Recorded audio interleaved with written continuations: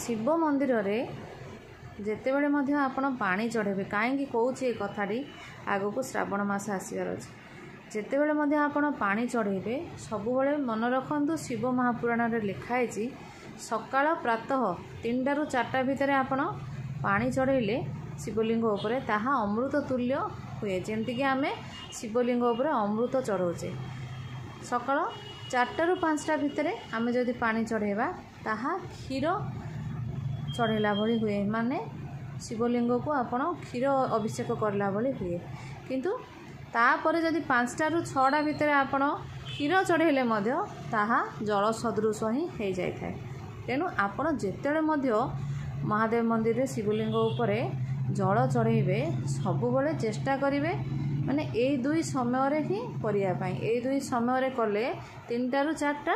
नहले 4टा ରୁ 5टा ए दुईटी समय रे कले आपणकर आपण जहाँ भी चढ़े पानी चढ़ातु ना क्षीर चढ़ातु ताहा अमृत तुल्य हब एवं ग्रहणीय हब।